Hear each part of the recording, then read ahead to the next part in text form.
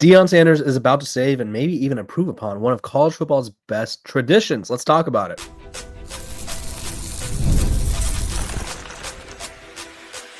You are Locked On Buffs, your daily podcast on the Colorado Buffaloes, part of the Locked On Podcast Network, your team every day.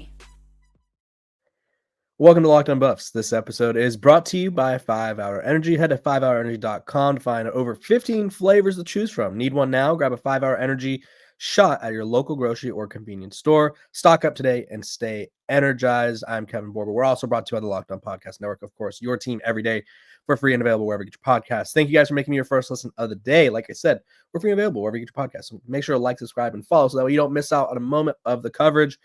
I apologize for missing the last couple days. Internet outage that thought was a crazy problem ended up, technician came out, something was unplugged. It was devastating. So let's talk about, I'm not making history by any means, but Coach Prime is, right? Him and Fran Brown are. So if you guys didn't know, Deion Sanders proposed the idea of a spring game for Colorado being against someone. Now, Fran Brown reached out over social media and was like, hey, I would love to do it. And there wasn't necessarily like a no from Coach Prime, but it was reported like shortly after that he wanted to play against North Carolina, Bill Belichick, kind of have like a pro atmosphere. And so Colorado, Syracuse seemed off the table. The Prairie View A&M coach has been trying to get anyone to play against them. And then Joey McGuire at Texas Tech was even trying to throw his hat in the ring. So there's been a lot of people reaching out. Well, according to a report, Syracuse and Colorado are back on the table, and they are reportedly seeking approval by the NCAA to schedule joint practices in Boulder, concluding with a scrimmage. And so Coach Fran Brown told the Syracuse media after this, he said Colorado's compliance along with Syracuse have filed the paperwork and the NCAA with the NCAA to get the scrimmage underway. And so this will be like the first time this has ever happened. And oddly enough, or not oddly enough, historically enough, it'd be between two African-American coaches. So huge moment for the sport as we are watching one of our best tradition spring games die. Two of the brightest young coaches, young minds, black young minds in college football are going to, I think, keep this tradition alive and possibly make it better, right? Spring games were fun in the sense of we get a game of football before we go through the dog days of no football. But watching a team kind of play against another team, that's pretty entertaining, especially Colorado's games on ESPN2. So this is what Brown had to say. For us, he said, quote, for us to be the first to do it at two historic schools would mean a lot. He said two African-American men, too. To have the opportunity of doing that means a lot, especially with Deion Sanders being an icon. So he also said it will help the game, holding joint practices. Nobody wants to have spring games anymore. Nobody wants to worry about the portal. I'm just confident in who I am and what I do for the players. And then he said, let us show how it can get done. And then he said, let us be the experiment because we're going to blow it up, right? This is going to probably draw as many views as some of the most viewed games of college football, right? I don't think it's going to like outview the championship, but if you told me that a few million people tuned in to watch Colorado, because Colorado spring game is already on ESPN2, so you're going to get some sort of viewers, right? But now it's a little game format, and so people want to watch football, right? We're football deprived. The only thing football related we have is the NFL draft, and that's not a game, right? We have the spring league or the whatever it is, the UXFL, the XFL, whatever they're calling it these days, whatever the kids call it. But no one cares about that. I mean, except for the players that are in it and their families. So for Coach Prime, Fran Brown to pull this off, I think it would be a tremendous move for college football, a tremendous move for college football traditions in a way, because we're at this weird point, in college football where it's like everything that we know and love about the sport is dying, right? We have the Pac-12 conference dead, right? West Coast football is no longer playing against West Coast football, right? You have Oregon going over to New Jersey, Nebraska, same thing with USC. They're making trips to whatever school in Chicago to play Northwestern, right? We have Stanford and Cal making trips to Miami, and it's just not the same, right? We've lost regionality of the sport, and we've lost, I want to say player loyalty, because coaches have never been loyal, so I totally get that, but college football is no longer about representing a program. It's more so about who's going to pay me the most, and then I'll go there. And I mean, by all means, get your money, guys, but there's a lot of people who are upset with the just the changes in college football and how it's no longer like I've always wanted to go to the school. I will represent the school no matter what. Now it's like, the school paid me more, so I'm going to go here. I'm going to leave my program. I'm going to risk having a legacy to go here. So spring games is like I never thought they would disappear, but now with the schedule growing a little longer, if you make the playoff, right? Like Ohio State's season ended in January, so it's like a month and a half ago, right? 2 months ago almost. And I get why they don't want to have a spring game. And then Nebraska's worried about tampering, and it's like, okay, we're just sort of eliminating everything that we love about college football slowly but surely until it's going to be a sport we don't recognize anymore, and that sport's going to be the NFL. And I don't know about you guys, and excuse me as I fight off the hiccups. Feel free to comment this too, not the hiccups, my take here. I love college football. I love it more than NFL. There I don't always know how to quantify it or explain it, but the college football has like a magical effect on me, right? It's just like there's just something about it where I watch it, anything can happen. It's entertaining. There's more energy. There's tradition that I love. The NFL, I'm I would like watching the NFL. Obviously, I do it for work, so it's nothing crazy. But like, it's not like I'm like, the NFL. But the NFL doesn't feel as special to me, right? College football has always had like a special place in my heart. Where the NFL, I'm like, so to hear all these changes, and we're like, okay, we're not really noticing what we're doing, but we're slowly but surely turning college football, the sport we love, into the NFL. And is that what we want? Do we want NFL Junior over here? No, right? We love college football for the traditions and for Deion Sanders, Fran Brown to be able to pull this off because, mind you, the NCAA, they rarely allow anything, right? They are like they're just the dictators of the sport. And up until recently, when they've been getting cooked in all these lawsuits, they haven't let anyone do anything special, right? It's like, oh no, you stay within the parameters of our rules and you just do whatever you got to do, right? The NCAA being able to pull this off within a month because Colorado spring game is on the 19th, right? So that's less than a month away. Uh, that is that would be maybe one of the quickest and most generational moves that Deion Sanders has pulled off in his young coaching career. So I'm really excited for it. I think the spring game will be a great opportunity for Colorado, great opportunity for Syracuse, and for two programs. And I think not a lot of people are paying attention about this.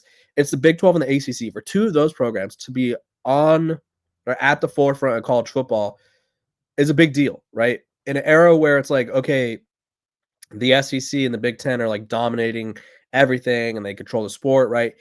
There's sort of this narrative out there that no one cares about the Big 12 or no one cares about the ACC. Well, when millions of people, at least I assume, tune in, maybe a little more momentum gets behind these conferences, right? So I love the idea. I loved it from the moment Coach Prime said it. I even last year I pitched. I think he talked about it last year, and I don't know why it gained more traction this year, but I pitched like Colorado State, Northern Colorado, and then someone else. I think it was like Sacramento State or something, right?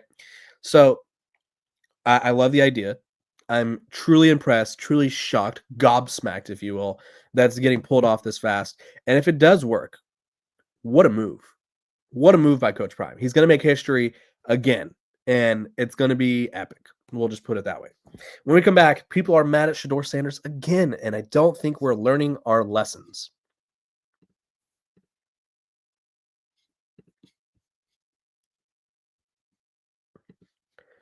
This episode of Locked On Buffs is brought to you by our sponsors over at Nissan. We're about the stats because numbers don't lie. And when it comes to the all-new Nissan Armada Pro 4X, the numbers are on MVP level with the ability to tow up to 8,500 pounds and could quite literally carry the whole team plus the gear wherever you need to go. It's powered by a twin-turbo V6 engine delivering the strength and performance to handle highways, back roads, and everything in between. And with room for up to 8 people, the Armada Pro 4X is built for big crews, big adventures, and even bigger memories. Whether you're exploring off-road trails or rolling up to the arena, the Armada Pro 4X brings power, versatility, and style wherever you go. So take your adventures to new heights in the all-new Nissan Armada Pro 4X. Learn more at nissanusa.com.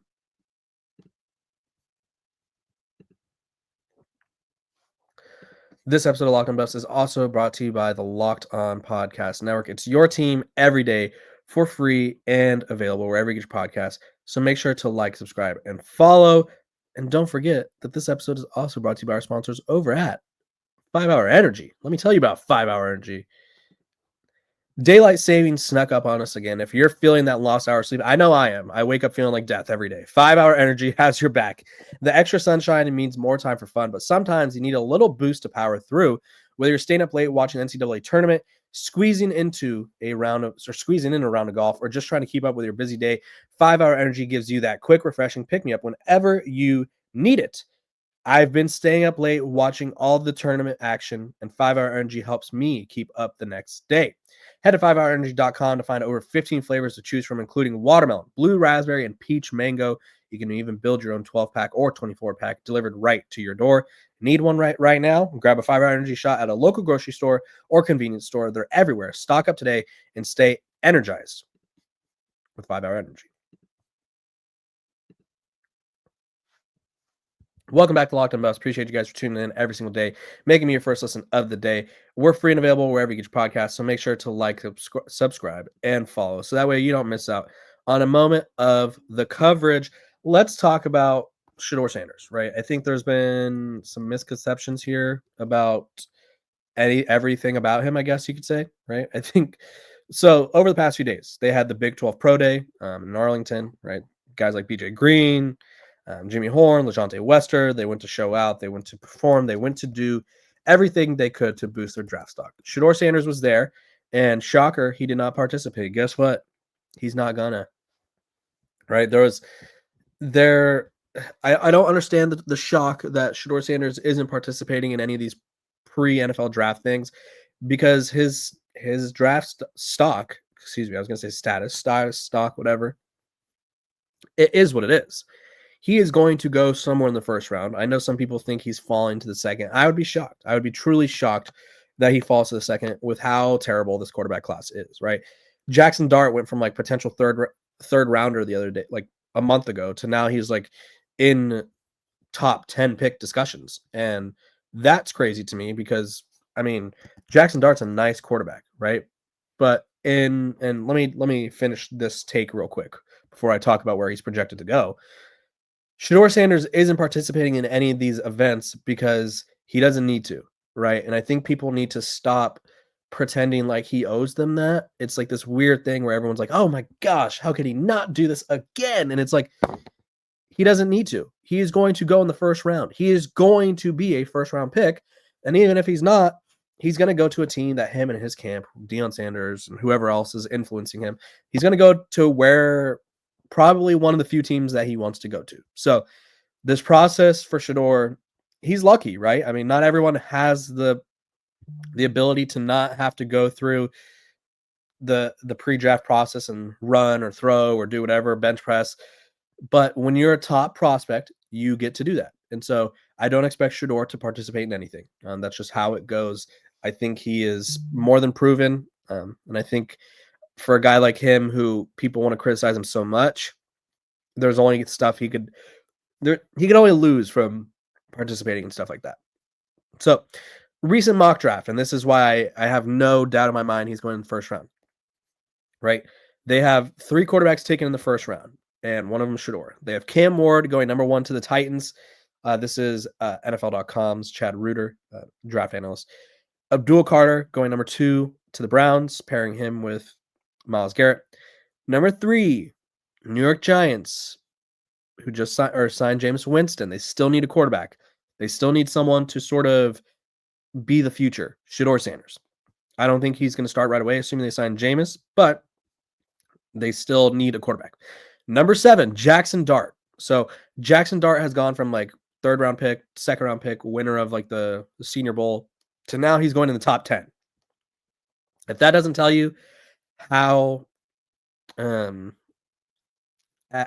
guess like how weak or how desperate teams are for a quarterback in this year's class, I don't know what will. So if someone tells you Shedeur's not going in the first round, I beg you to be like, but Jackson Dart is, right? Jackson Dart is like, he's drawn comparisons to Kenny Pickett. Like he is kind of a more polished Kenny Pickett. Does that entice you? right? I wouldn't be enticed by that, but he's a gritty guy. I like sort of the charisma he has. I think he's tough. I think he made some really good throws. Now, a lot of people sort of poke holes in the offense that he plays in, saying it's a one-read offense, and if he doesn't make the read, he runs. I guess we'll just have to wait and see. But Shedeur Sanders is going in the first round. I'm fully confident about that. If I was a gambling man, I would bet on it. And people need to stop holding their breaths every time there's a pre-draft event that he doesn't participate in, because guess what? He's not going to participate in them. Shocker, I know, breaking news, but that's just how it goes. If he participates in anything, it'll be Colorado-specific pro day, and I don't even know if that's going to happen. So we'll just have to wait and see. When we come back, we're going to be talking about the NFL draft as a whole, because Travis is also in the mix, and I feel like we all want to know where Travis is going. But first, a quick break.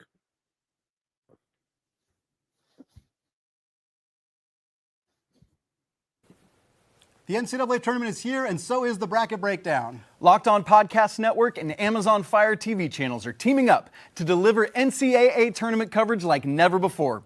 Watch studio shows featuring former players and Locked On's local experts as they guide you through every upset, buzzer beater, and bracket matchup. Stream it all for free on Amazon Fire TV channel. Search Bracket Breakdown to see it all for free. It's your team every day. Don't miss out. March Madness is happening, and they're breaking it down quite well. Let's talk about the NFL draft, because obviously we have Shedeur, we have Travis, we have a lot of Colorado guys who are hoping to hear their name, right? And Chad Reuter, who I just sort of read you guys his mock draft about Shedeur, he has first 4 rounds, and let's just say I don't think I hope it plays out better than this, right? I think Trad is I think Colorado fans and just people associated with the program were higher on Colorado players than the NFL teams are, right? I think that's now granted, these mock drafts could also be totally incorrect, so take that with a grain of salt. LeJounte Wester, Jimmy Horn, Will Shepard, you name it, BJ Green, all the guys that we think are going to get drafted, I think they will be, but it's not going to be in the first 4 rounds, according to Chad, right? He had 0 Colorado guys go in rounds 2 through 4. Just 2 guys going in the first round. Now, let's talk about Shedeur, right? I already talked about him going to the Giants. I like the fit. I like that they signed Jameis Winston, because I think needing or expecting someone to straight up roll out of college and save your putrid franchise, pretty big ask.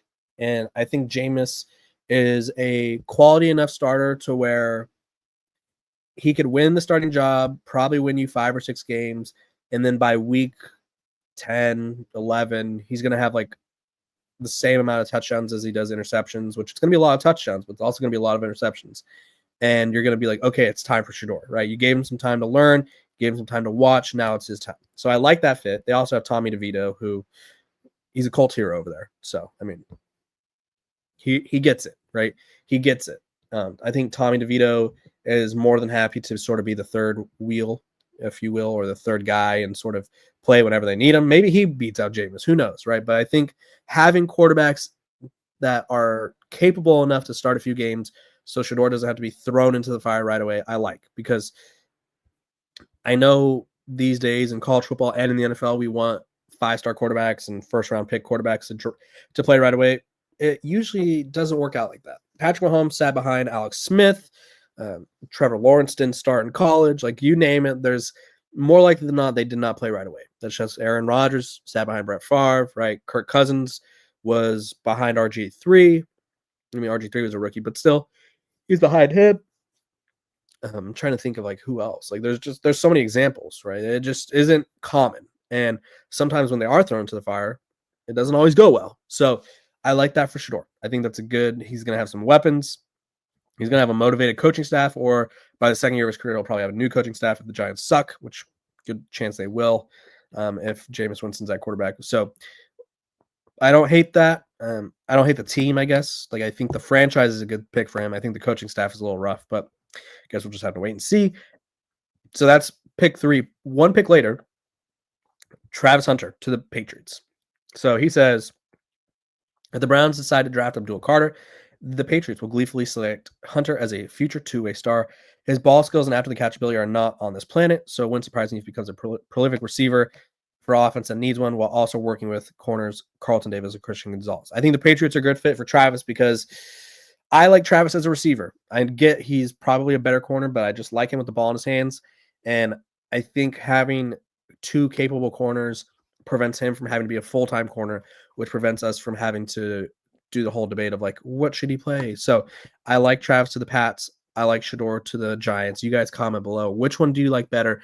And which other Colorado player do you think can sneak into the first 4 rounds? Because I think if it were to be someone, it'd probably be LeJohntay Wester.